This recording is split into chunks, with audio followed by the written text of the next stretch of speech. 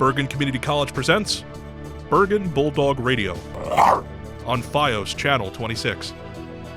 The views and opinions expressed in this program are those of the participants and do not necessarily reflect the views or positions of Bergen Community College.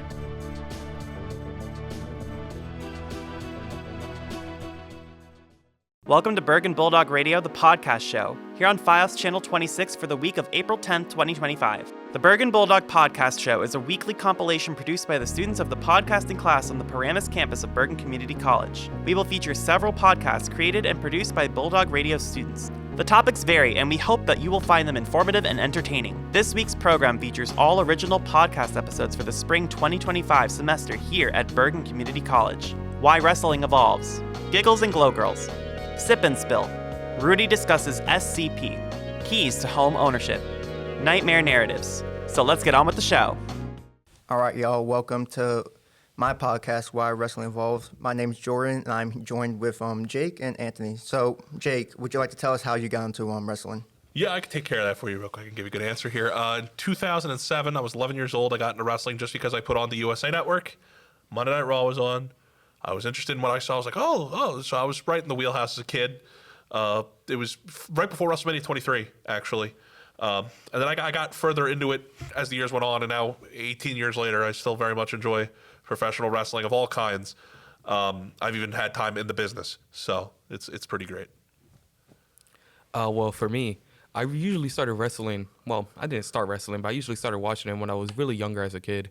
You know, same thing with my co-host over here, Jake, where it was just, something that you would just watch on TV. Then it really just turned into something bigger, into something more kind of a craze in a bit. You feel me? It was kind of a bit of a trend. For me, it was definitely during the Nexus angle, like that whole WWE versus Nexus thing. Mm-hmm. That storyline really got me involved. 2011, in right? 2011, 2010, 2011, around that. Right in that area. So what we're going to be talking about today is the greatest wrestlers of all time and who impacted the business the most. So would you guys like to start off? My GOAT is obviously John Cena. I think the way he impacted current modern WWE will never be replicated. John Cena's pretty big time right this moment as we're recording this. It's before WrestleMania 41, and he's a heel now, and it's crazy. First time he's been a heel since 2006? 2004, around there. No, he was a face. He was a face when he beat Big Show for the United States Championship at WrestleMania 20 in 2004. That's true. He didn't people with brass knuckles? Well, I mean, it was chain. It's a chain, lock and chain. Oh, my bad. It was dope. It was dope. But now, what do you think? My GOAT is Triple H. I love Triple H a lot. And right now, he's a pretty big damn deal in professional wrestling right this moment. He runs the WWE from a creative standpoint. And, he kind of really set a nice little trail for himself. So I love Triple H. But, beyond him, if we just talk about more than just WWE for a moment, in Japan, Giant Bob, I feel, is one of the most influential professional wrestlers of all time, just from a sheer size standpoint, and also making All Japan Pro Wrestling when it was in the 90s, which was a tremendous company. I think the great Muta has to be mentioned in that conversation. Muta's great. Muta was one of the most iconic Japanese wrestlers of all time. Sure. His impact on not only Japanese wrestling, but just even wrestling here in the States is incredible. The innovator of the Shining Wizard. Yep. Now, y'all gotta tell me, because I've never really been into this Japanese wrestling, so y'all gotta tell me, like, what's the difference? What's the appeal from this Japanese versus, like, American-made or American-born? It's very more aggressive style. They have a style out there called strong style wrestling, and it's more like a actual fight than it is like more like it's scripted from WWE. Performance. It's more, yeah. And don't get it twisted. The wrestling, while appearing very shoot style, is still scripted. Yes. But Antonio Inoki is the real mastermind behind wrestling getting that way in Japan. Yeah, he fought Muhammad Ali. Yeah, that he did. What was the first ever mixed martial arts fight was Muhammad Ali versus Antonio Inoki. After that fight, it didn't happen for a long time. That fight didn't really make people want to watch that. Yeah, but obviously things change. And actually, MMA kind of has a lot of its roots in Japan. So Insane. But we can't mention wrestling stars without mentioning the first ever WWF star, Hulk Hogan. I think Hulk Hogan took it to the next level. Even though he isn't that popular today due to, many reasons. Some unpopular stuff he said, his impact on wrestling can't be denied. Can't be denied. There was Hulk Hogan Pasta. There was Hulk Hogan. Like, you remember the helmet? Like the helmet, the Hulk Hogan He He had his helmet. own grill. He had a Hulk Hogan grill. You could not be in the late '80s, early '90s without seeing Hulk And Hogan you bring anywhere. that up, and isn't it crazy to think that he was like that in the 80s and early 90s? And then what does he do? Come 1996, he forms the NWO. He completely resurrects his career and has one of the hottest angles ever. Turns into a bad guy, much like John Cena just did. You cannot understate what Hogan meant to wrestling, no matter what. He might be insufferable now, but When he was at his prime, Jeez. there was no bigger person. There was Not at no all. bigger star than Hulk Hogan. no. Also, his co-stars, Macho Man Randy Savage, one of Macho the Man, other big goats, time. who one of the best technical wrestlers I think I've ever seen. Ricky the Dragon Steamboat, another one right in that period of time Goated. as well. Goated. You know Very what? good. Ric Flair. Ric Flair, sure. Who was homeboy who did the he had the toothpick in his mouth. What was his Oh, name? Razor Scott Ramon? Hall. Scott Hall, Razor Ramon. Yeah. Yeah, Scott Hall was also part of the NWO. Dope. Kevin Nash, Diesel. Yep. Shawn Michaels at the time, Yep, also that's very true. good. Bret That's true. Hart. I don't really like Bret Hart, but Bret Oh, why Hart was don't one you of like Bret Hart? What happened? I'm a little. I appreciate how good he was. But no Canadians. I was very bothered by some of the comments he's made over the years. Just about he's very bitter, and it doesn't hit with me very well. I really don't like his disdain of Triple H. I think that's bias, of course, on my part, but it's annoying to me. I think the reason why, and this is going to, the Montreal Screwjob. Oh, sure. What happened? but And, he got- and but for he- you guys who don't know what happened, this is one of the times that wrestling turned real. Where during the '90s there was a It was brief Survivor Series time 1997. where like there was two big wrestling promotions at the time, WWF and WCW, Yep. and Vince was scared that Bret Hart was gonna take his belt and just leave the company with the title. So Vince did what he thought was right and screwed Bret over Well, you in got the to match. remember, Vince had originally, I believe it was a 20-year contract that Vince and Bret Hart agreed to, and Vince went back on it because it was never signed. It was a verbal contract. It didn't get to the point of being signed yet, and that was a big part of what led Vince to being so paranoid that he ended up performing the Montreal Screwjob. And there's still a lot of dispute to this day if that was a work or not, and we're never gonna know for sure. Well, that black eye I think wasn't it a was work. real. Yeah. I think it was a real thing, and that it was a big part of the film. Was it Beyond the Mat? No, Yes, was Beyond Beyond the the Mat Ring. or Wrestling with Shadows? I think it was Beyond the Mat.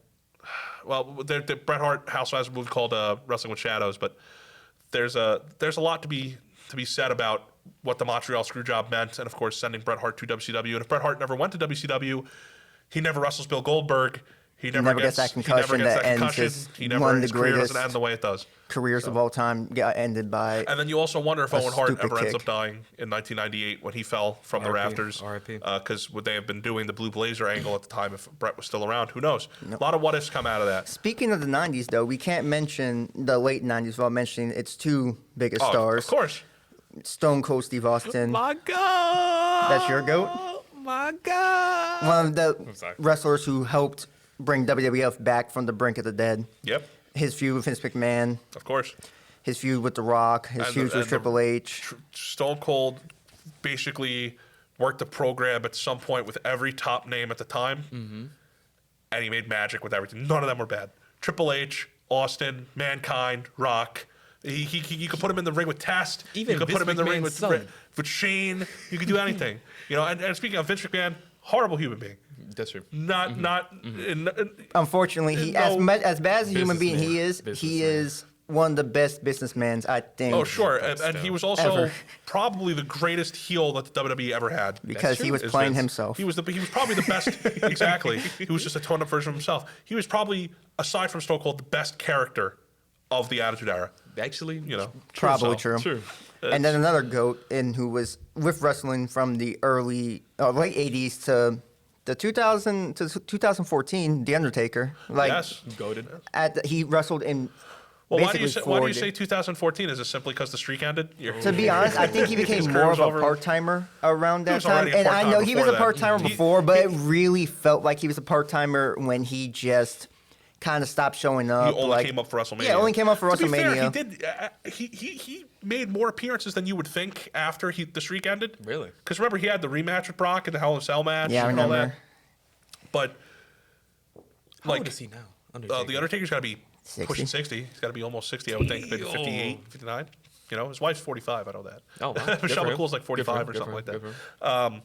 But yeah, no, Undertaker and Kane. You can't forget Kane. True. There's a lot of big names, and you know, maybe we're starting to stray a little bit away from influential, but like, but you know, yeah, maybe sometimes. I think all these wrestlers and have impacted wrestling in a bunch of different ways and important ways at that. Even Vince McMahon, like what we were talking about, even though he wasn't a wrestler per se, when he got into the ring, his rivalry with Austin was one of the most influential and one of the most important rivalries in WWF's history. Because without that rivalry, I'm pretty sure we would be talking about WCW today and not WWE. It's very positive. You bring up a very fair point. Now, there was a lot of issues going on at Turner, especially when they merged with Time Warner, that maybe you could think WCW nothing was going to save it in the end. But I will say this much.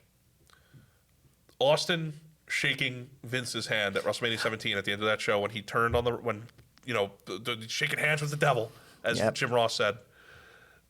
That right there is like the biggest heel turn ever to me. But you know what's even even more better? than Hogan and Cena. When John Cena just turned heel. Yeah, I mean that's right up there too. If you Y'all got a gotta Mount tell me, Rushmore, how did he turn heel?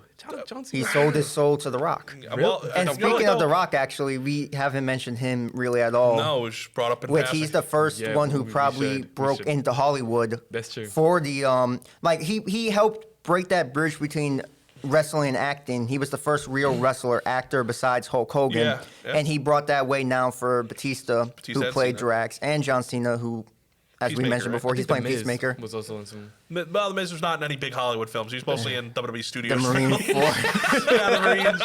You know, Shouts out. they remember Stone Cold was in that movie. He was in The Condemned in like 2007. Kane was also in some movie. Yeah, Kane was in See No Evil, I believe it was. Remember that stupid what was it? May 11th, like that storyline where they had Luke Gallows. with Katie Vick. Yeah. Ugh. Good times. What are we talking about? Say that. But yeah, they're just these are a lot of influential guys that we brought up, and even then, there's still so many more to talk about. Like you got your Kurt Angles, you have your AJ Styles. Someone Bryan I want to Danielson. mention right now, A lot of people. who is one of the current GOATs, or who has the potential to be. We got two right now, Cody Rhodes and Roman Reigns. Oh, What Roman's Roman Reigns all-timer. has done for this business has been tremendous, and the way he's brought it back, wrestling into the mainstream, is very helpful. You have never seen anybody crawl out of being on the garbage list of fans more than Roman Reigns. At first, he was hated, and it was an amazing comeback story. He got leukemia, unfortunately, but he made. Wow, I did not know that. Yeah, he was diagnosed with leukemia. He had leukemia before he was a wrestler, and then it came back. It flared up. And, he had to go away for a little bit. And, you know what? I think that made fans appreciate his work more because, you don't really miss something until it's gone. And when he was gone, you could really feel the hit of him just not being there. And then they made him a bad guy. They made him cool. And it was great. And this was one of the best performances he's ever given. Roman Reigns, to me, was the best part of COVID era WWE. Oh, yeah, by far. And then the current GOAT for me, or like one of the future GOATs that we have, is Cody Rhodes right now, who's looking like he will take the business into the mainstream again. This is very interesting because Cody Rhodes and Roman Reigns, Roman Reigns, these are people from, these are 2010s. These are Cody Rhodes even before. Yep. Yeah, Cody Rhodes 2007. He debuted. Insane.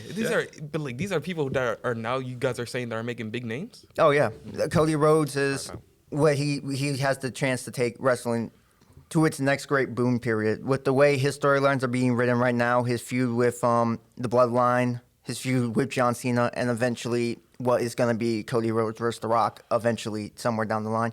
I think he has a chance to maybe reach one of the greatest of all time, basically. He's being influential in the meant a way lot. where He's we meant a are lot to now back wrestling. in the mainstream. Wrestling is being talked about for the first time positively in a long time, more so than now it's like before. I mean, wrestling has always been big, especially, but it hasn't been this big in a long time. No, not since not even before I was born. Like the last time it was really talked about like this, like I would probably say like 2000 and like Yeah, you have to go back to 2001. Yep. Really. I wasn't even born yet. Cody has meant a lot to the business in general over the last 5-6 years since leaving WWE. I mean, he helped form AEW, which gave people a new place to work, which I think is a big deal. A new TV company. Say what you will about the quality or if you like the wrestling or whatever. Still, it's a new place for people to be on television on a global scale to get a good living. Really, there's no better guy, I think, at this point. Really, I would say Roman. Roman's really the only one that I'm more of a Roman guy than I'm a Cody guy, but I like them both. Boo. So, yeah. I want to end this on this. Who do you think is the greatest wrestler of all time? In terms of influence, who do you think has impacted wrestling the most? So not like the greatest in-ring worker who has No, impacted who do you think has wrestling the most? impacted wrestling the most? Wow. That's a really deep question. Anthony, who do you think? I would have to say John Cena. You really think John Cena? I would have to say John Cena.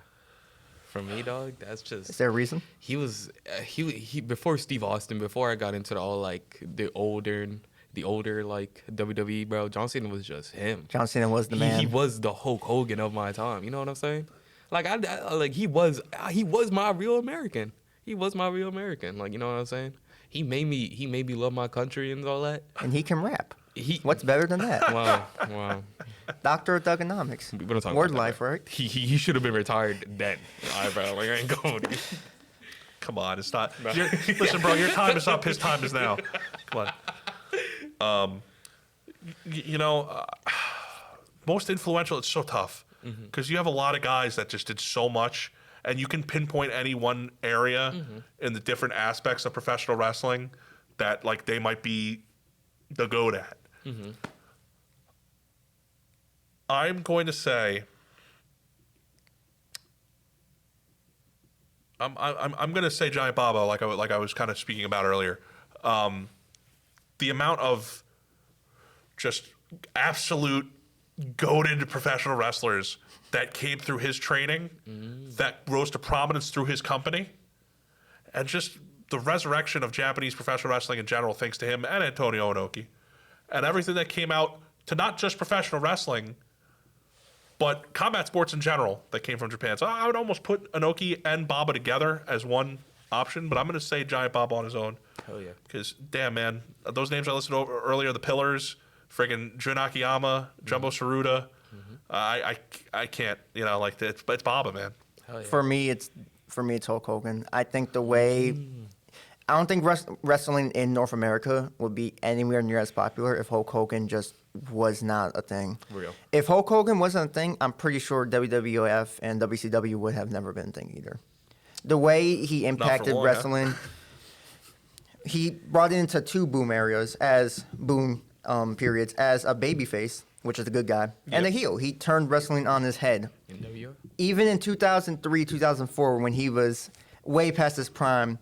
His match with The Rock at WrestleMania 18 is one of the greatest WrestleMania matches And of all he still time. got cheered over The Rock. Exactly. The Hulk Hogan, despite his beliefs, despite what he has said, despite everything he has done outside the ring, outside of wrestling, His you character, cannot deny what he has done for pro wrestling, WWF in general.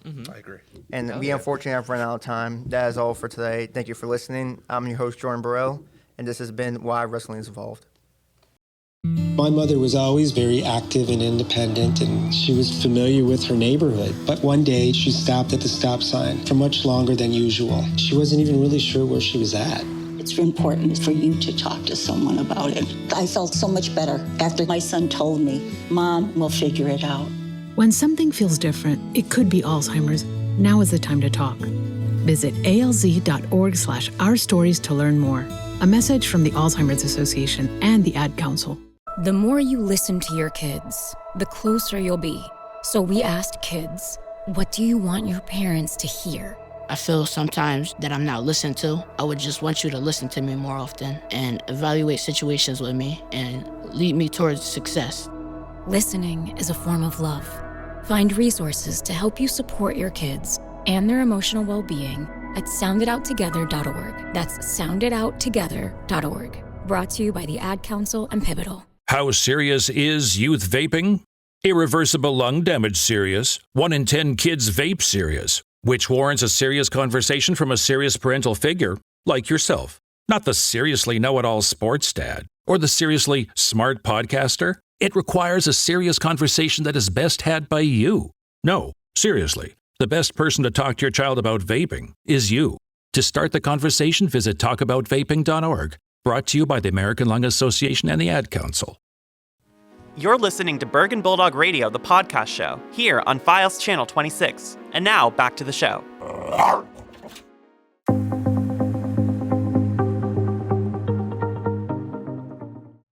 Hey guys, welcome to Giggles and Glow Girls. I am your host, Kima, and today we are talking Glow Mommies. That's right. This episode is especially for the mommies. We are talking balancing motherhood and self-care for yourself. Taking care of mama, okay?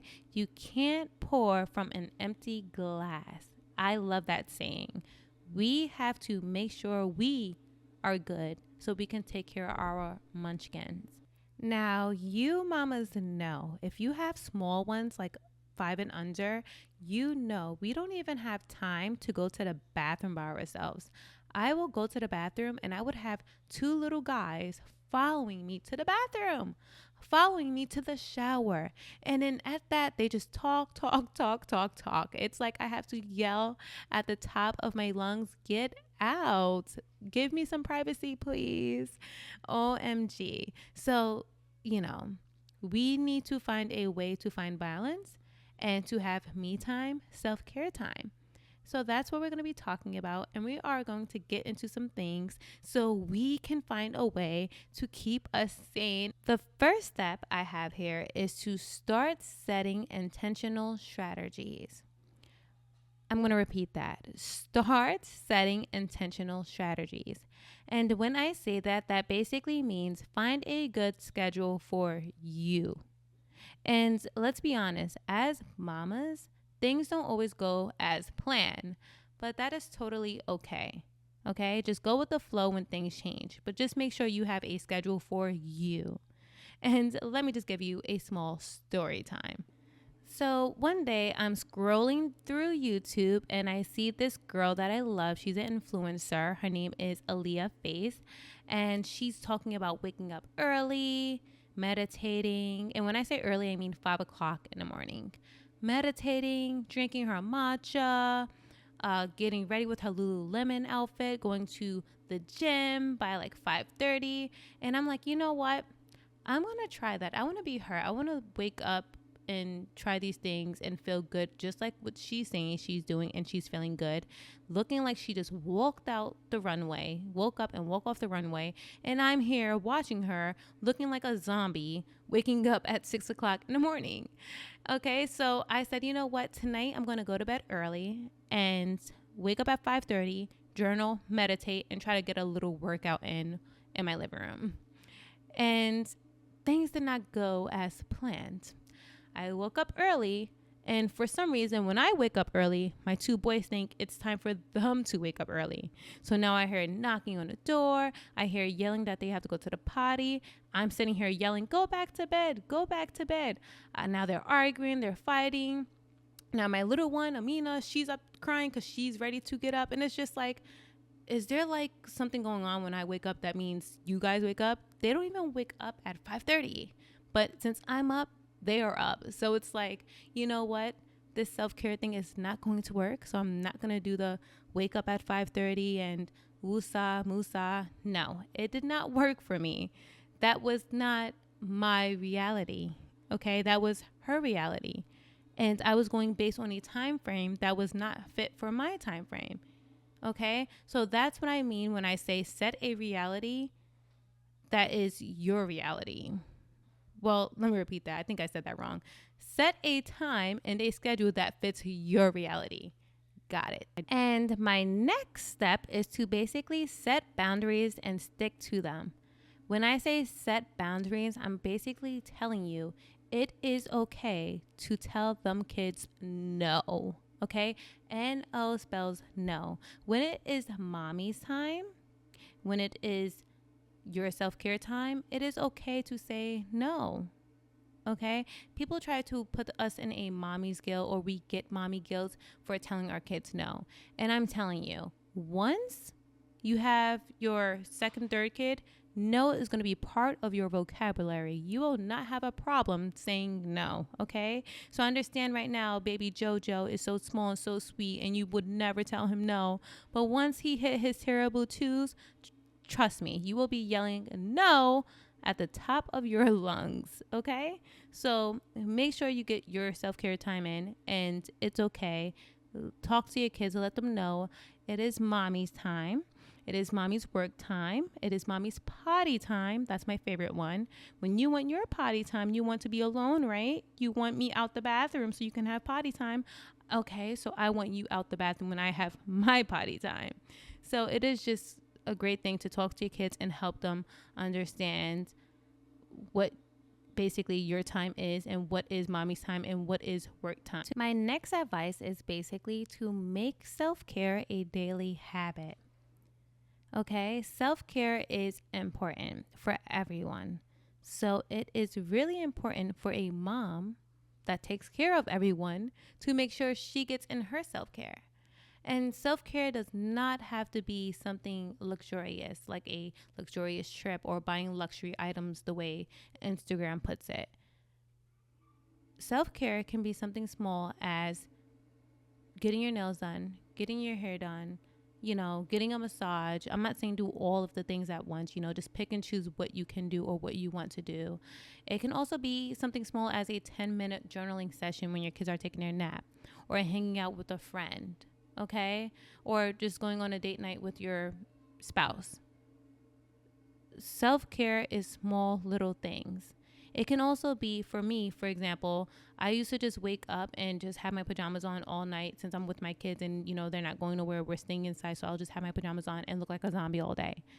But once I started basically getting cute, putting on a nice outfit, fixing my hair, doing my skincare, I started to feel better. I started to feel like, that I was doing something with myself. My son used to even ask me, Mom, where are we going today? And I'm like, nowhere. He's like, so why are you all dressed? It just makes you feel good. So self-care is something that makes you feel good, something that is meaningful to you, okay? And another fun thing you can do is basically involve your kids in your self-care routine. One day my son saw me doing a little meditation and he's like, what are you doing? I'm like, breath work. He's like, can I join you? So sometimes he joins me. It was fun showing him. We have fun and he tries it. It's a good experience. After 2 minutes, he's gone and I'm by myself.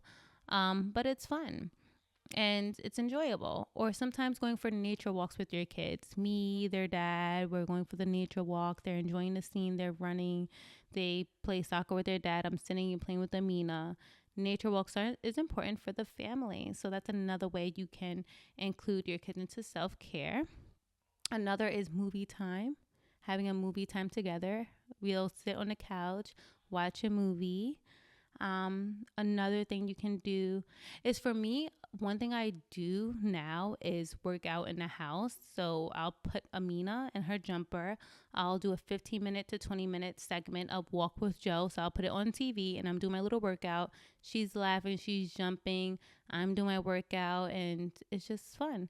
Or on weekends when my kids are home, they'll do the workout with me if they're not tired, or they'll start playing with their cars, but they really enjoy the music that she's playing in the background. Walk with Joe. And if you need someone to work out with, try Walk with Joe on YouTube. This is not sponsored, by the way. But anyways, so start to include your kids in your self-care. And the last but not least is asking for help. Don't be scared to ask for help. Don't feel like you have to do this alone. Ask a friend, ask a mom, ask a dad, ask a grandparent. Ask someone that is close with you. If you have change to spare, hire a nanny, okay? I have no problem telling my man, okay, you got to watch the kids. I got to go get my nails done. You got to watch the kids. I'm going to go get a facial, okay? And he has no problem telling me, okay, let's call one of our parents or let's get a nanny. He was the one that even put nanny into my head. He has no problem hiring a nanny for me because he understands that I have to make sure that I'm good. And he knows that the good kids are good, because if I'm good, everyone is good. Okay. They say, happy wife, happy life. So if I'm happy, everyone is happy. So we have no problem calling our parents or, hiring a nanny if we need to. And if you need help, ask for help. Get some time to yourself. Tell your man he got to watch the kids. You help create them, you got to watch them. Okay, and the next segment is questions with the Glow Girls. But honestly, this segment, we're going to call it Glow Mommy, since this episode is specifically for the mommies. And let's see what question was submitted to us. So this is from Sherry, and she asks, how do you balance work life and time with your spouse? That is a good question, because that is something we had an issue with in the beginning as new parents. We did not understand planning, which I said before. It's good to have a schedule. It's good to plan. As new parents, I had my business, which was my beauty salon. He had his brokerage business. And then we opened a business together, which was the lounge. And now we have a newborn at that. It was just a lot going on. And I'm here with postpartum, most likely, who knows. He's there dealing with a lot of the business part, and it was just nuts. And we were not having any time together. It was a lot of arguing, and it was a lot. My mom even seen it, and that's when she offered and said, you know what, give me the baby for the weekend. You guys go out, okay? You guys go work together. You guys do whatever you need to do it together. So we took that time, and we, started planning our nights together, or doing business together, or just being around each other, even if it's something that we are doing opposite things, but we are together doing it. He's on his business call, I'm on my business call, but we're together in the car, traveling, stopping to eat for lunch, stopping to eat for dinner, or going to a hotel for the weekend, and remember, it doesn't have to be something expensive or luxury. It can also be spending quality time together, watching a movie night. If he's going to be home at 8 o'clock and you're going to be home at 8 o'clock as well, go ahead and have a movie night, have a game night, or have a good conversation. And just remember, quality over quantity. If this is a time that you guys caught up on and are able to spend together, make sure you put your phone away and give each other the attention that is needed. Touch, hug, kiss. Spend time together. Spending time with your spouse is also important, because as parents, you tend to lose that connection, and you don't want to do that. So try to spend whatever you can with each other. And now we got it all figured out. We're like pros at this, and like we spend so much time in one of our restaurants is just doing amazing. We have a good manager. Everything is built. So we're just like in our love season.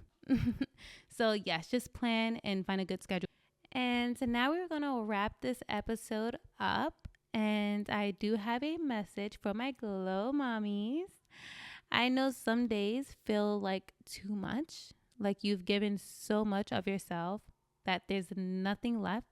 Like the woman you used to be is buried beneath the never-ending to-do list, the sleepless nights, and the constant demands of a motherhood. But let me remind you, you are still you. You are not just a mom. You are a woman of strength and love. Yes, motherhood changes you, stretches you, and sometimes make you feel lost, but it also shapes you into someone even more incredible. And that's a mom to a loving human being that's going to love you forever. In the Casios, there is beauty. In the exhaustion, there is purpose. In the sacrifices, there is deep, unshakable love. You are doing an amazing job. You are seen, you are valued, and even on the hardest days, you are never alone, because that little one is there with you. Okay? Motherhood doesn't take away your identity. It adds to it. And one day you'll look back and see that everything you did was for a reason. So enjoy motherhood. Enjoy adding self-care to it. And just enjoy this blessing, because once they get older, they're going to be about their ways. So hope this episode helped, and I'll see you next time, Glow Girls and my Glow Mommies. Ciao next week.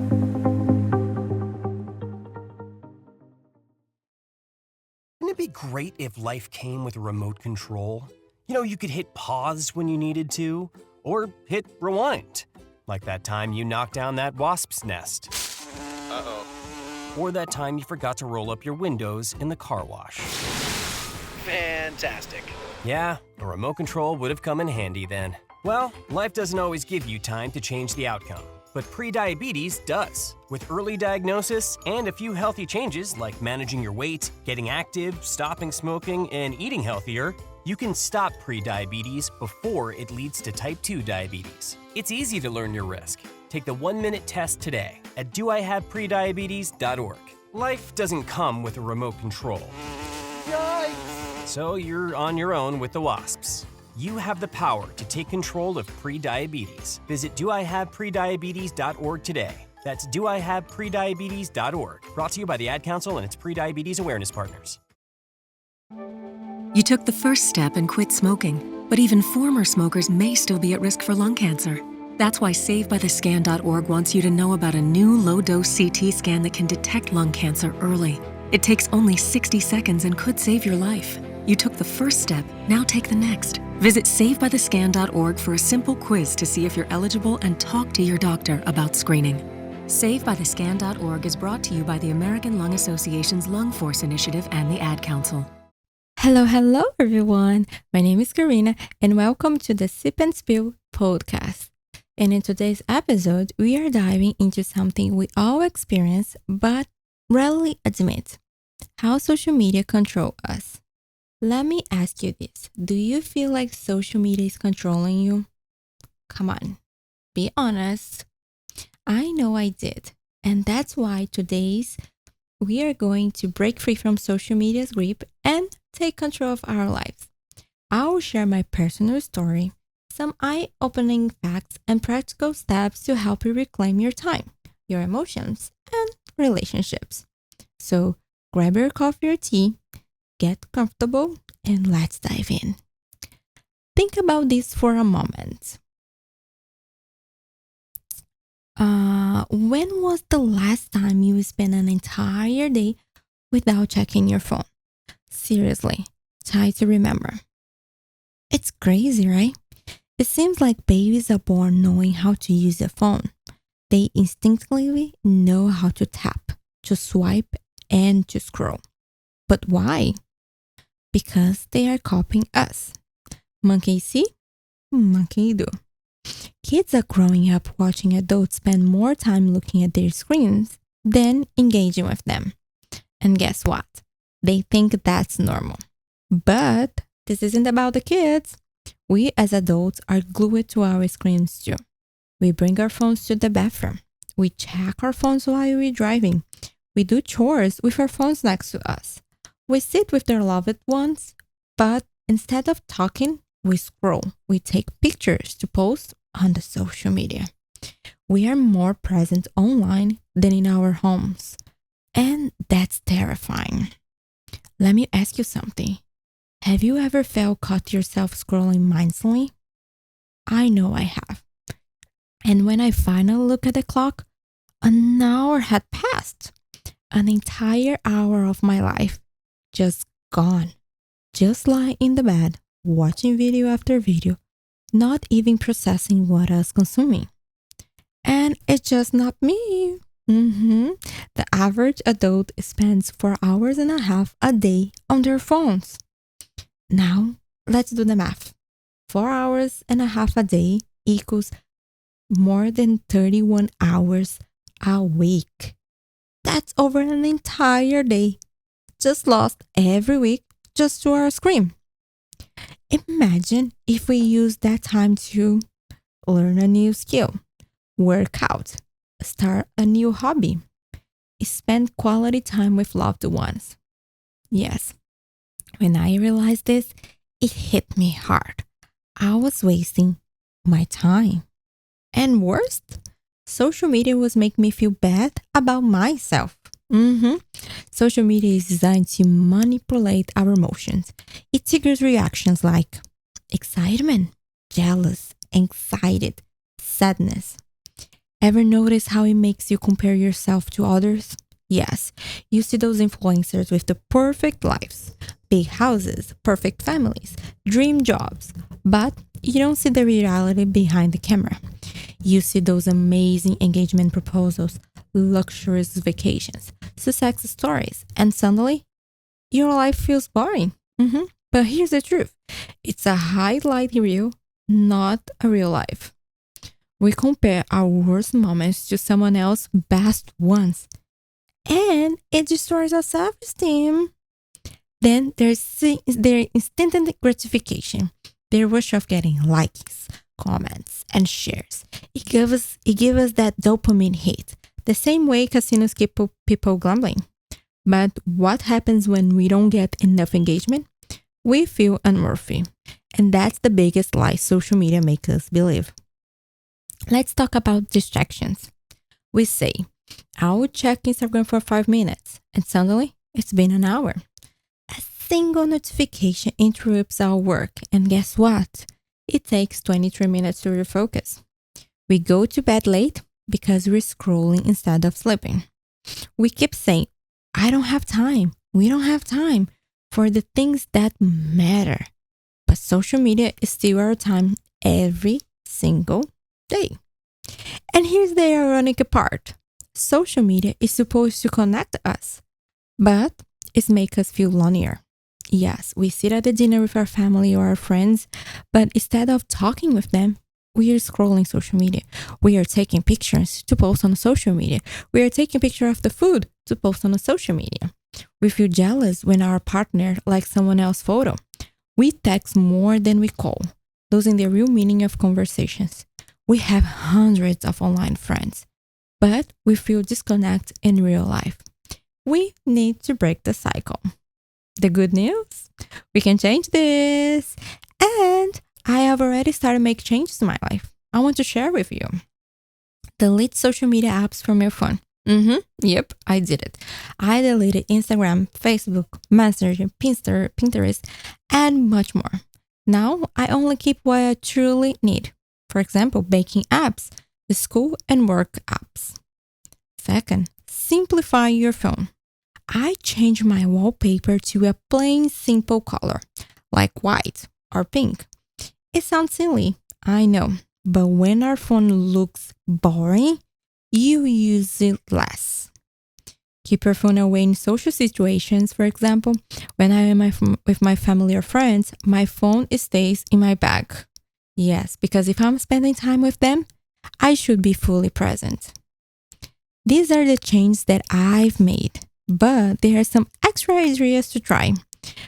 For example, pick one day a week as a social media detox day. For example, Sundays. Clean your room, do your nails, bake something. Yes, stop using your phone an hour before bed. Read a book or sip a tea instead. Disable notifications to prevent the constant distractions. Keep your phone out of the bedroom. Charge it in another room. I promise, this small change will transform your life. And at the end of the day, social media isn't bad. It's an amazing tool when we use intentionally. But when we let it control our emotions, our productive, our relationships, we lose ourselves. So here's my challenge for you. This week, try one of this challenge. Just one. Pick just one and see how you feel. But before you go, there is one more topic that I want to talk about with you. Yes, iPad kids are getting out of hand. We all have seen it. Kids in restaurants, at family gatherings, or even at the grocery store glued to their tablets. It's almost like they cannot function without a screen in front of them. And honestly, I get it. Parenting is hard. Sometimes you just need a break. And handing your kid an iPad seems like the easiest solution. No judgment here. But the problem is, we are creating a generation of kids who don't know how to be bored. Yes, think about it. When we were kids, we played outside, we built forts, we got creative with whatever we had around us. But today's kids, they do not know even how to sit through a meal without watching YouTube. And it's not just about entertainment. Studies show that excessive screen time can affect kids' attention spans. social skills, and even their ability to regulate their emotions.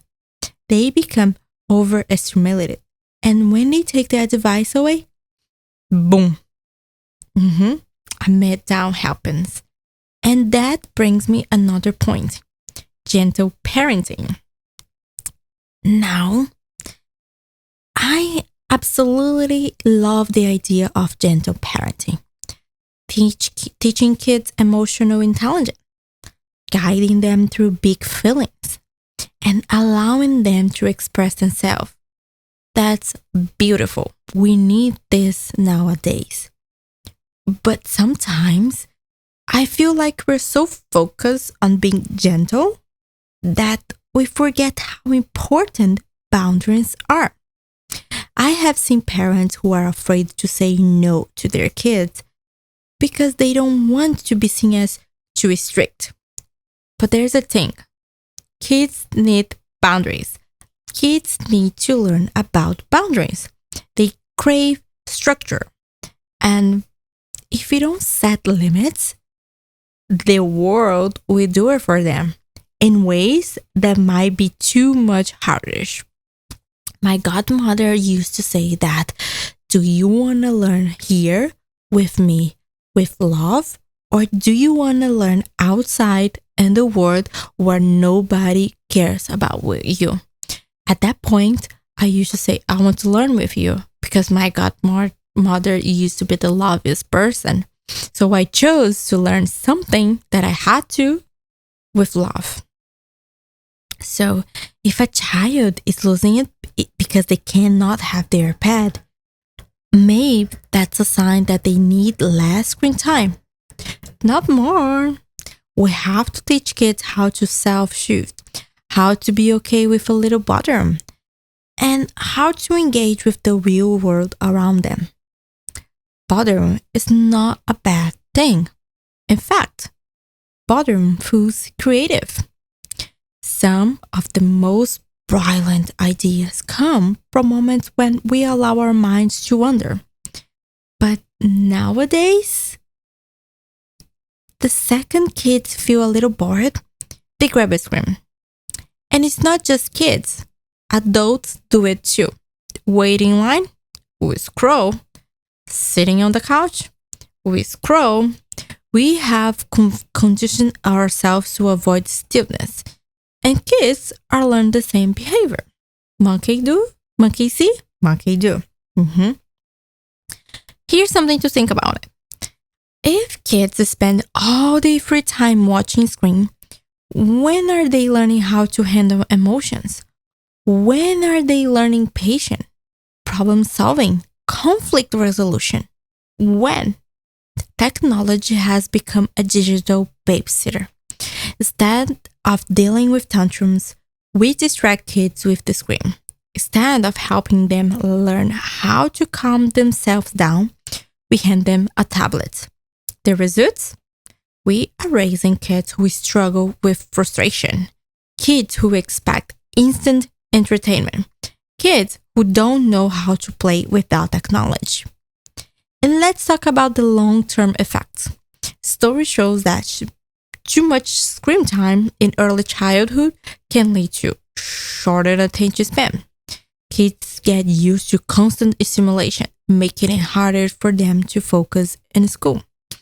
Another point, difficulty with social skills. They don't develop the ability to read facial expression or have a real conversation, and increase anxiety and irritability. The overuse of screens can overstimulate the brain, making it hard for kids to regulate emotions. Now, I'm not saying throw away all the tablets or the iPhones or whatever, but we do need to be more intentional about how we use them. So, what can we do? How do we find a balance? Here are some simple steps you can take it today. For example, no screens at the dinner table.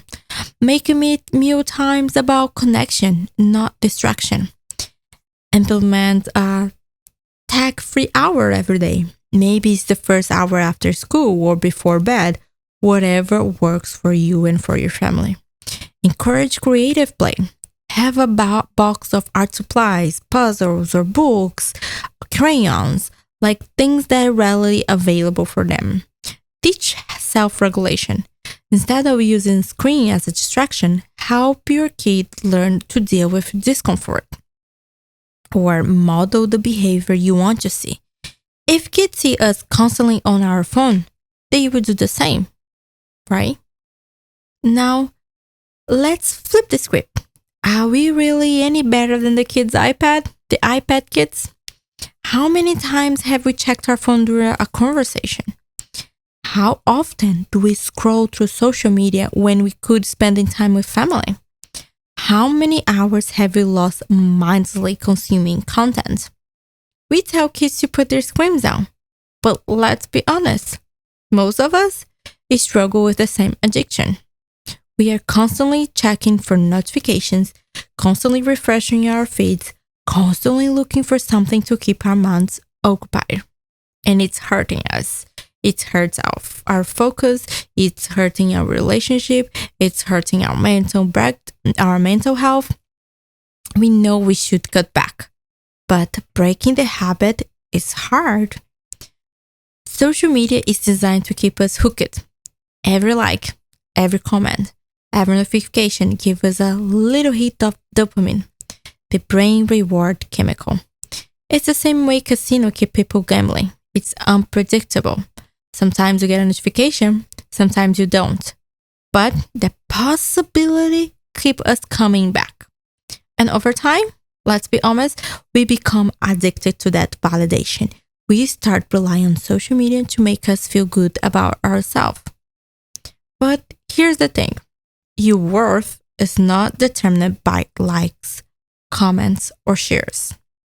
So, as we wrap up today's episode, I want to leave you with this challenge. For the next 7 days, I want you to try one of these challenges. Just one. Maybe it's putting your phone away during meals. Maybe it's deleting an app you constantly waste time on. Maybe it's introducing a no screen rule for your kids before bedtime. Whatever it is, stick to it and see how it makes you feel. I promise, even the smallest steps can make a huge difference. Thank you so much for tuning in to today's episode of Spit and Spill. If this episode resonates with you, share with a friend, subscribe, and let's keep the conversation going. Until next time, stay present, stay mindful, and remember, you control your screen, not the other way around. Did you know 1 in 3 young people have experienced cyberbullying, and 70% of students say they've seen it happen online? Words can hurt. Behind every screen is a real person facing real emotions. Cyberbullying doesn't just stop after you hit send. It lingers, it scars. Don't stand by in silence. Speak up. Cyberbullying can lead to anxiety, depression, and even thoughts of self-harm. It's not just words on a screen. It's real pain. Together, we can create a safer online world. Your words matter. Use them to lift, not to tear down. Reach out and make the online world safer for everyone.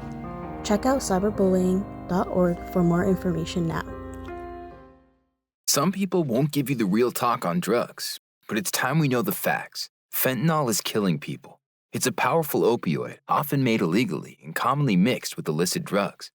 It can even be pressed into counterfeit pills that resemble prescription medications.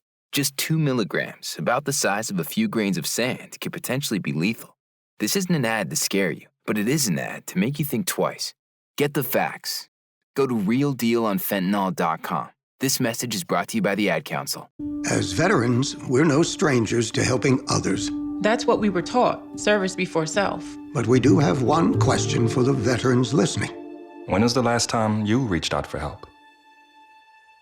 If you or someone you know needs resources, whether it's for stress, finances, employment, or mental health, don't wait. Reach out. Find more information at va.gov/reach. That's va.gov/reach. Brought to you by the United States Department of Veterans Affairs and the Ad Council. Let's take a moment to breathe. Deep inhale. Extend your spine. Remain focused on what you're doing. If safe to do so, Exhale slowly, leaning to one side. Inhale back to center. If safe to do so, exhale slowly to the opposite side. Find mental health resources at loveyourmindtoday.org. This message is brought to you by the Huntsman Mental Health Institute and the Ed Council. Hey, my name is Rudy, and when I was younger, I used to hate horror. Even though I'm hitting my mid-20s, that has not changed. I remember my cousins, impish as they were back in the day, used to love boiling me with that type of stuff, tossing Halloween masks at my face, frightening me to a corner. And I say, that hasn't changed much. I'm still very afraid of Halloween decorations. Which is surprising that one of the biggest things in my life,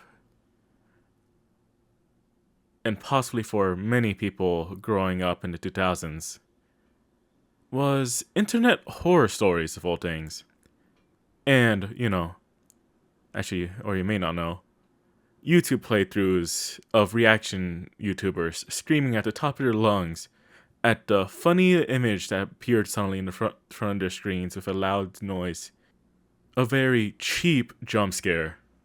But it was within the internet many pages and YouTubers' many yells that I have discovered one of my favorite things to come back to on the internet whenever I have nothing else to do. And that's checking up on the forums? No, it's a wiki. That's checking up on the wikis of the SCP Foundation. A wiki-based collaborative writing project that has been around for as long as I can remember. Mainly because I can't remember that much in the first place. Starting back in 2007 on an anonymous message board on 4chan, known as X, a message board filled with people trying to create the many inconceivable things to scare each other at night. Though I was not there to experience it back in the day, because I was too young to be on the internet around that time, and still was just getting started learning how to read. An anonymous user, now known as Moto42, posted what was supposed to be a one-off creepypasta, random horror stories that people just copy and paste to each other on random parts of the internet, like those messages you see on Facebook that say, if you read this, your parents will die in a few hours. Share this with 5 people in order to break this curse. Things like that. Except there were a lot more scarier things back in the day. And what Moto42 posted was something not seen before by anyone on the forum. This one-off creepypasta was called SCP-173, The Statue. And nowadays, it goes something like this on the SCP Foundation wiki page. Item number, SCP-173. Object class, Euclid. Special containment procedures. Item SCP-173 is to be kept in a locked container at all times. When personnel must enter SCP-173's container, no fewer than 3 may enter at any time, and the door is to be relocked behind them. At all times, 2 persons must maintain direct eye contact with SCP-173 until all personnel have vacated and relocked the container. Description: moved to Site-19, 1993. Origin is as of yet unknown. It is constructed from concrete and rebar with traces of Krylon brand spray paint. SCP-173 is animate and extremely hostile. The object cannot move while within direct line of sight. Line of sight must not be broken at any time with SCP-173. Personnel assigned to enter container are instructed to alert one another before blinking. Object is reported to attack by snapping the neck at the base of the skull, or by strangulation. In the event of an attack, personnel are to observe Class 4 hazardous object containment procedures. Personnel report sounds of scraping stone originating from within the container when no one is present inside. This is considered normal, and any changes in this behavior should be reported to the acting HMCO supervisor on duty. The reddish-brown substance on the floor is a combination of. Origin of these materials is unknown. The enclosure must be cleaned on a bi-weekly basis. I remember the grammar of that being a lot better when I was younger. I also remember it being a lot longer when I was younger. But this was the start of what we now know as, well, this was the start of the creation of the SCP Foundation. Even though some very rude remarks were made about the post over the fact that the statue was clearly based off of the Doctor Who's Weeping Angel, who also shared many of the similar things, such as not being able to move in line of sight and dealing with their victims by snapping at the base of the neck. Many were enamored in this new ray of writing horror. This mock scientific report grounded something supernatural in a way that hasn't been done before, giving it a whole new, a different sense of realism that hasn't been made possible by many other things back in the day. It became incredibly popular, as quoted by the individual known as Dr. Gears. It all started with SCP-173.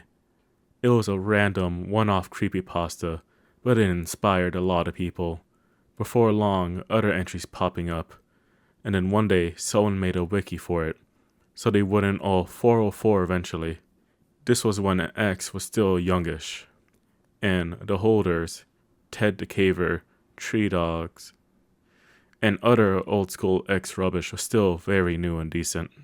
When the original was created, the original wiki, there was a severe lack of quality control compared to the SCP Foundation wiki we see today.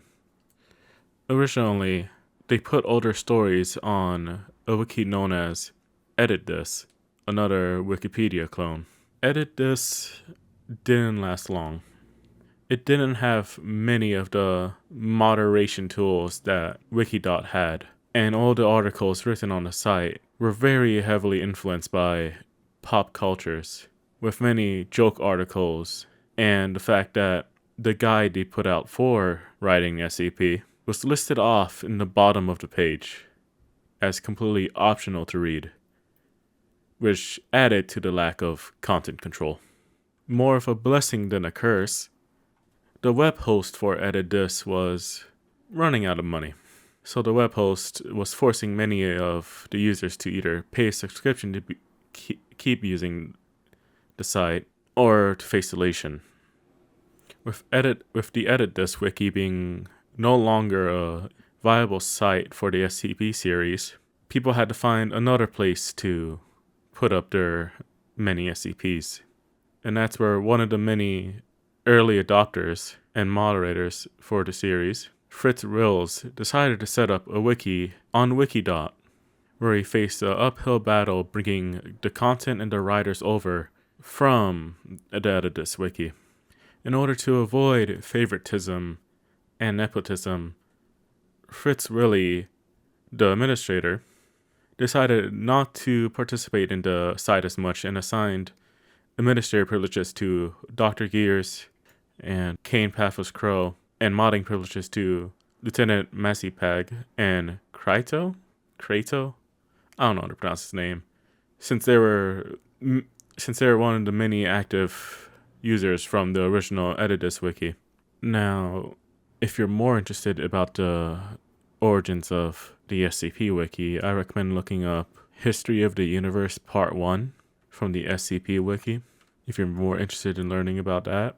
But I think I'll end off here for now. Thank you for listening, and I hope you'll come back next time. Uh-oh, Brad's buzzed. Oh, yeah? Yeah, he's starting with the woots. And now a speech. I just want to say that friendship is about heart and brain. Who's with me? Good thing is, he knows when he's buzzed. And my brain is saying, when it's time to go home, somebody call me a ride. Love that guy. Me too. Know your buzzed warning signs? Call for a ride when it's time to go home. Buzz driving is drunk driving. A message from NHTSA and the Ad Council. Hello, friends. Welcome to Keys to Homeownership. My name is Brenda Balila. The purpose of this podcast is to educate and empower first-time buyers with essential information, advice, and insider knowledge. Potential homeowners tend to be overwhelmed by the process of purchasing a home, and this series attempts to break down the most critical steps in engaging and concise way. By addressing typical worries, debunking myths, and incorporating specialist advice, listeners will feel more informed and better equipped to make smart choices. So let's get started. In this episode, what I would like to accomplish is for you to understand the process of home buying. I am a realtor. I've been doing real estate for 7 years, and I love it.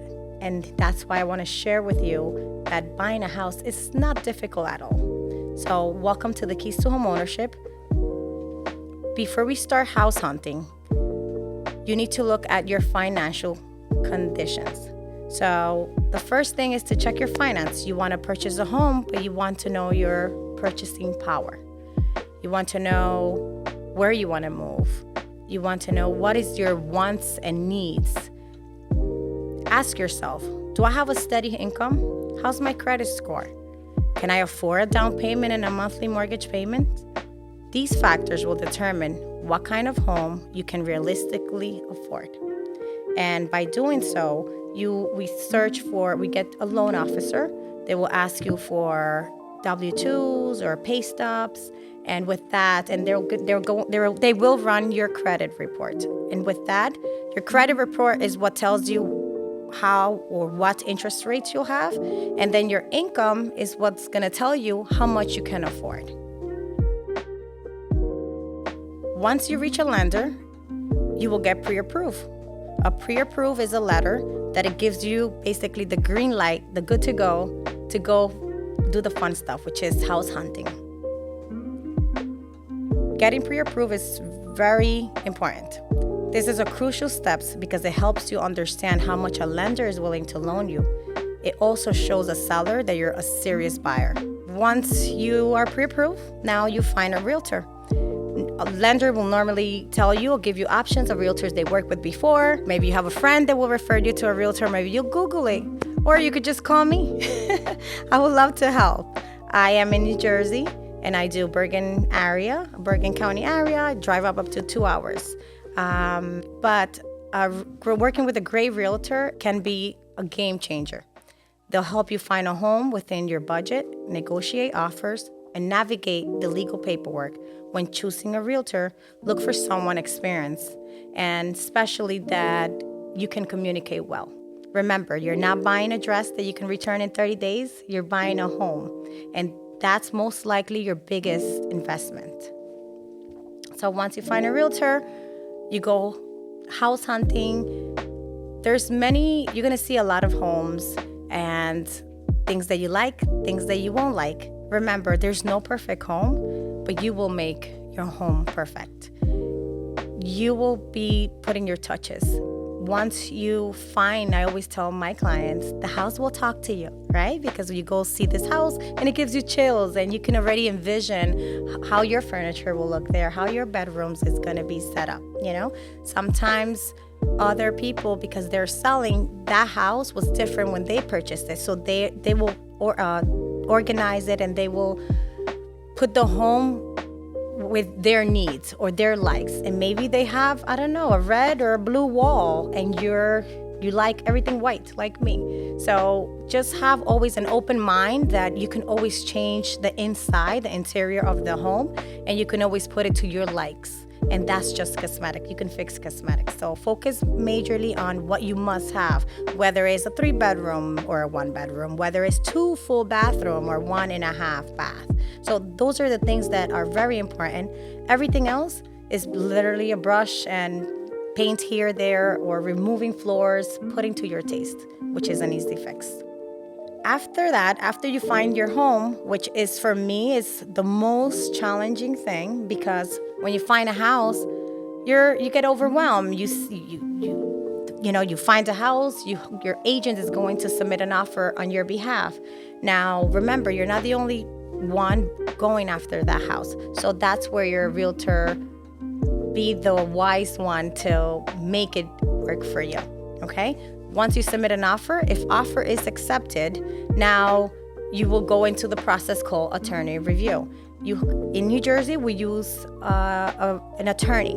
Other states, for example, like Pennsylvania, Florida, they don't use attorneys, they will use the title company. So an attorney will help you. He will be your voice once you find that house, and he will be communicating with the buyer or with the seller's attorney and to protect you, for example. So once you find the house, now we go into the step of attorney review. So during attorney review, the contract that your realtor will set for you, where it's basically basic information, your name, your home address, the purchase price, the down payment, all of what you have agreed on a standard contract, that's what the attorney will get. And now what they will do is they will go through that with you just to make sure that everybody's on the same page. If you're offering XYZ amount, then the attorney is going to ask you and confirm that this is what you're purchasing, this is what I have, this is what it's offering, this is what the seller is offering, and on and so forth. And so once you reach attorney review and everything is agreed between seller and buyer, then you move on to the next step, which now makes you on the contract. Once you're on the contract, while you're under attorney review, you can always say, you know what, I am not happy or I don't agree, and you can back out without any penalties, right? But once you're on the contract, you can't say, well, we're on the contract and I like the blue house in the corner, I don't want this one anymore, because now it's not fair for the seller. But the seller also can't say, well, I got a better offer, let me let you go, because now you're on the contract. So once you're under contract, you both agree and you're together, unless there's something that you disagree, which can happen throughout the transaction. Once you're on the contract, you set up for your next step, which is an inspection. When you do an inspection is the inspector will tell you anything that they can see visible. For example, they can't tell you what's behind the wall, but they will tell you if there's any structural problem, mechanical problem. Mechanical includes anything that is electrical, foundation issues, anything that is visible. If there's a termite, if anything that is visible, they'll be able to tell you. And that report, he will share it with you. It's a service that you pay for. I highly recommend to always do an inspection, because all the houses are sold as is. However, if there's major things that needs to be repaired, this is the opportunity to discuss with your attorney, and the seller can either take care of it or they can decide to give you a credit so you can take care of it. So that's what's inspection all about. So first step is pre-approve. Second step is finding the home, sending an offer. Once you get your offer accepted, you go and you find an inspector. Your inspector will do an inspection throughout the house, give you a report. You share the report with your attorney. And once that happens, then you move on to the next step. Now, throughout this journey, you'll be working a lot with your lender, sending your lender all the documents that they are needing to get your loan approved. The lender is going to request an appraiser. An appraiser is the person that is sent from the bank that will approve your loan.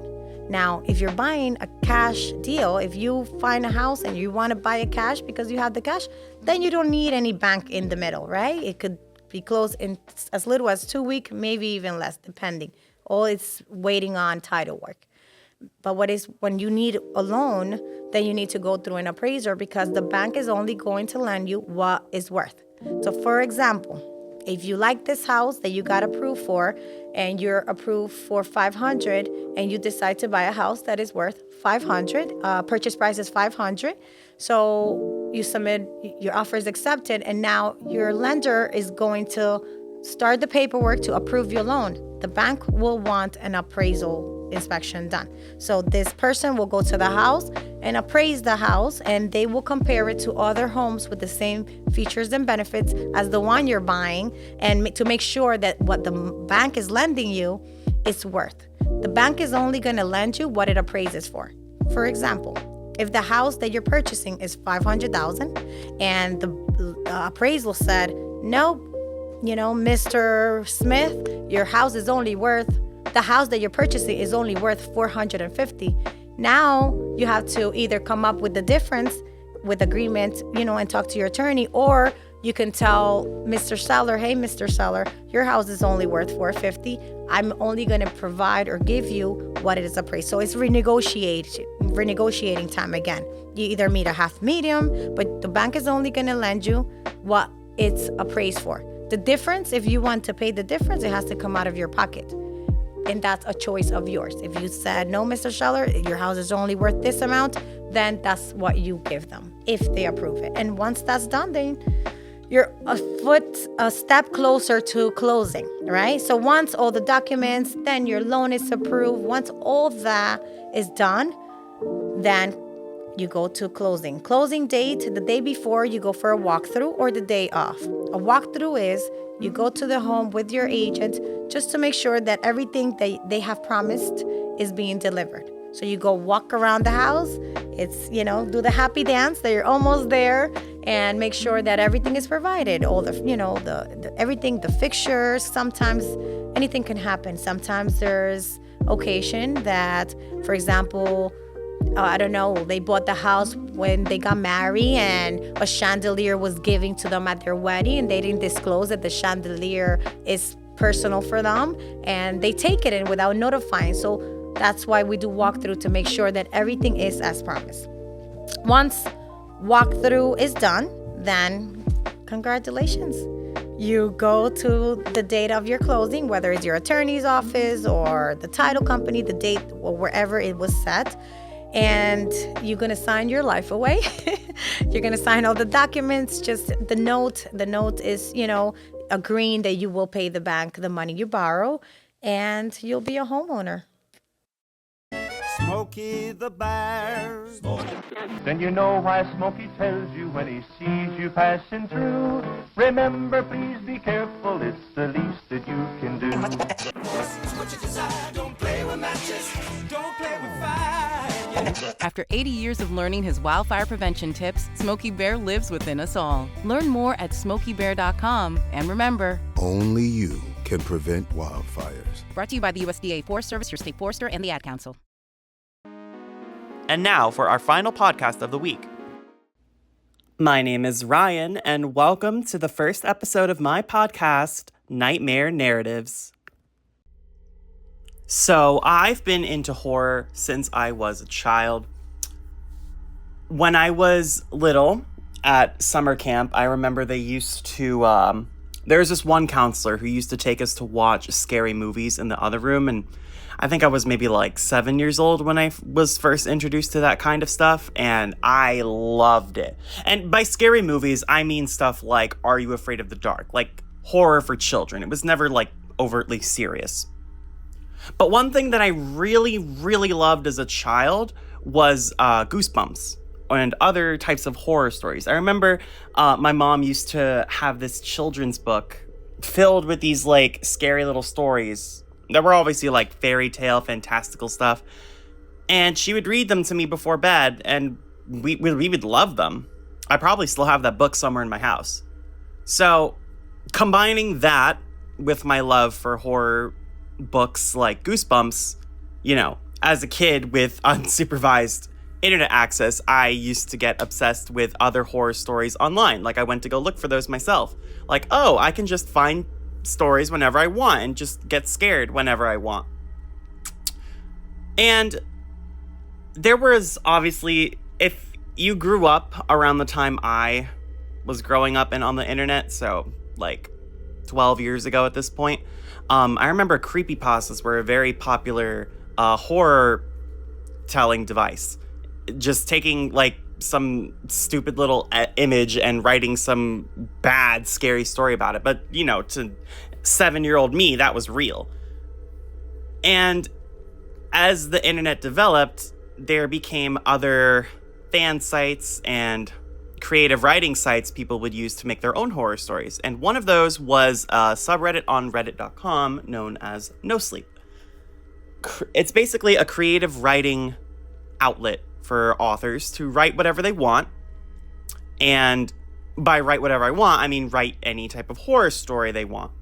And they had, some of them have multiple parts, some of them were made into books, but some of them stuck with me just because they were that good. I don't know if it's because I was a child and more impressionable back then, so things like that stuck with me, or it was just that good to begin with. But there's one story that I remember really got me hooked and really exemplified my love for the genre. And today, I thought I would share that with you all. So, with heavy inspiration from the No Sleep podcast, this is the reading of The Disappearance of Ashley, Kansas by Alan Cantor. Sometime during the night of August 16, 1952, the small town of Ashley, Kansas ceased to exist. At 3:28 a.m. on August 17, 1952, a magnitude 7.9 earthquake was measured by the United States Geological Survey. The earthquake itself was felt throughout the state and most of the Midwest. The epicenter was determined to be directly under Ashley, Kansas. When state law enforcement arrived at what should have been the outskirts of the farming community, they found a smoldering, burning fissure in the earth, measuring 1,000 yards in length and approximately 500 yards in width. The depth of the fissure was never determined. After 12 days, the statewide and local search for the missing 679 residents of Ashley, Kansas was called off by the Kansas state government at 9:15 p.m. on the night of August 29, 1952. All 679 residents were assumed to be dead. At 2:27 a.m. on August 30th, 1952, a magnitude 7.5 earthquake was measured by the United States Geological Survey. The epicenter was situated under what used to be the location of Ashley, Kansas. When law enforcement investigated at 5:32 a.m., they reported that the fissure in the earth had closed.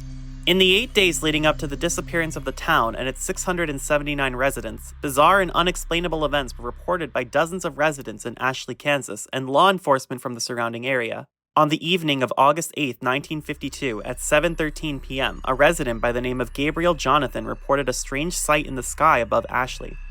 The town itself, having no official branch of law enforcement, called into the police station of the neighboring towns of Hayes.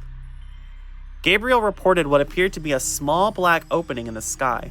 Within the next 15 minutes, the Hayes police station became overwhelmed with dozens of phone calls, all reporting the same phenomenon. The phenomenon was never reported by any neighboring communities. A decision was made to send a trooper to Ashley to investigate the matter the following morning. At 7:54 a.m. on the morning of August 9, 1952, Hayes police officer Alan Mace radioed the Hayes police station. He reported that, despite following the one-way road leading into Ashley, he had become lost. According to his report, the road continued along its normal path and somehow ended up back in Hayes. Officer Mace went on to add that the road never curved or bent in any direction. At 9:15 a.m., 7 of the town's 10 police cars were sent to investigate the situation, and all members of the team came to the same conclusion. The only road leading into Ashley stopped leading into Ashley, but instead led back to Hayes. Phone calls continued to pour into the Hayes police station, all reporting that the black opening in the sky continued to grow in size. All callers were advised to remain inside and to not travel outside unless absolutely necessary. At 8:17 p.m., Mrs. Elaine Cantor reported her neighbors, Mr. and Mrs. Milton, and their 2 children, Jeffrey and Brooke, missing. According to Mrs. Cantor's phone call, the Miltons attempted to leave the town in their family car earlier in the evening, but they never returned. Law enforcement officials from Hayes never reported the car or individuals coming up the one-way road. At 7:38 a.m. on the morning of August 10, 1952, phone calls from Ashley into the Hayes police station reported that the town was in total darkness. The sun had never risen. At 10:15 a.m., at the request of the Hayes law enforcement, a helicopter from Topeka, Kansas flew over the region in which Ashley, Kansas stood. The town was never observed from the air. At 12:43 p.m. on the afternoon of August 11, 1952, Miss Phoebe Danielewski called the Hayes police station. She reported that her daughter Erica had begun to have conversations with her father, who died 3 years prior in a drunk driving accident. To add to her concern, Mrs. Danielewski reported that Erica was attempting to go outside into the dark to join them.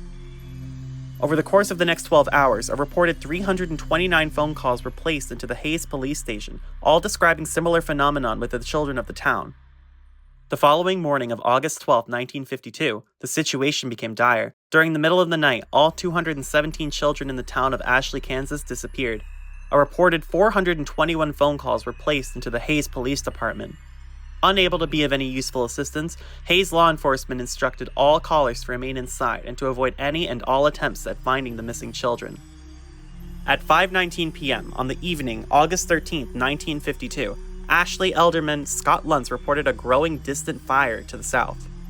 According to his description, the fire seemed to turn the distant black into a bright red and orange sky that seemed to extend high into the sky. Throughout the rest of the day, calls continued in, stating that the fire, in addition to moving north, now seemed to come out of the black sky. No fire was ever witnessed by any of the neighboring communities or law enforcement officials. The reports continued until 12:09 a.m. on the morning of August 14, 1952. The last phone call, placed by a Mr. Benjamin Endicott, reported that the fire in the sky had grown so intense that it began to appear as daytime over the town. This next message comes from a phone call placed by Benjamin Sherman Endicott in the town of Ashley, Kansas. Just hold on. Wait. Yeah, I see something. It's to the south. It looks like... The next phone call wouldn't be placed until the following evening. The following is an entire transcript of the final phone call to be received by the Hayes Police Department out of the town of Ashley, Kansas. It was placed at 9:46 p.m. on the evening of August 15, 1952. In this recorded phone call, the officer on duty is Officer Peter Welsh. The caller has been identified as Mrs. April Foster. Hayes Police Department. Hello? Yes, hello? Ma'am, who am I speaking with? My name is April Foster. Please, sir, please help me. What is happening, ma'am? Last night they came back. Ma'am, I'm going to need you to. Last night they came back! Ma'am, I'm going to need you to calm down and speak clearly. What happened? Who came back? Everyone. Everyone? They all came in the fire. What do you mean, everyone? My son. I saw my son last night. He was walking down the street. He was burned. Jesus Christ, he was burned. Ma'am, I died last year. I raised him since he was a baby. It was just me and him. I told him to watch for cars when he rode his bike, but he never wanted to listen. Ma'am, what you're saying isn't making any sense. You said... Are you listening to me? Everyone came back. Everyone who died or went missing, they're back, and they're looking for us. He said, Mommy, I'm okay now. See, I can walk again. Where are you, Mommy? I want to see you. Ma'am, where are you now? Are you safe? I'm hiding, just like everyone else. We saw them coming through the fields, and some people opened their doors for them, and... God, the screaming. I don't know what happened to them, but their houses, they caught fire, and they caved in. I have my curtains drawn. I'm hiding in the closet right now, and... Ma'am, is everything all right? Are you okay? Ma'am? Oh my God. Ma'am. Something just came in. Ma'am, stay as quiet as you can. Don't make a sound. He's inside. Stay absolutely still. Do not leave.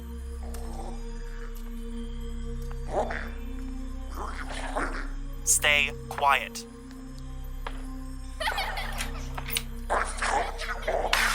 Ma'am?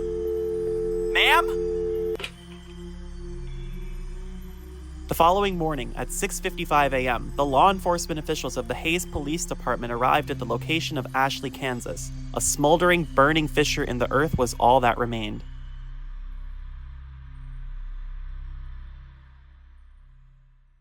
Oh my gosh. I don't think I've ever narrated a story like this before. It was fun, honestly. It was really fun to do.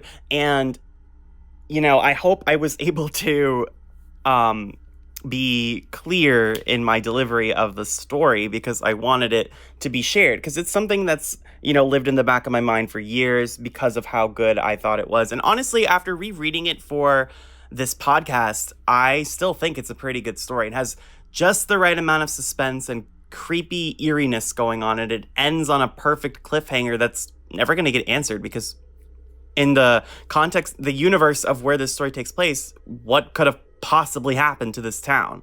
You know what I mean? So yeah, this was a great story, in my opinion. I think it's fantastic. And with that, I want to give a closing note. Thank you to everybody listening to this podcast. It was a lot of fun to put together. Have a good night. The podcast show here on Bergen Bulldog Radio was engineered and edited by Jordan Borrell. Our Bulldog mascot is Jameson. If you missed any portion, this program will be repeated at various times here on FiOS Channel 26 through Wednesday, April 16th. The next episode will air beginning Thursday, April 17th, 2025. The executive producer of Bergen Bulldog Radio is Professor Robert Williams. Thanks for joining us, and see you next time on Bergen Bulldog Radio.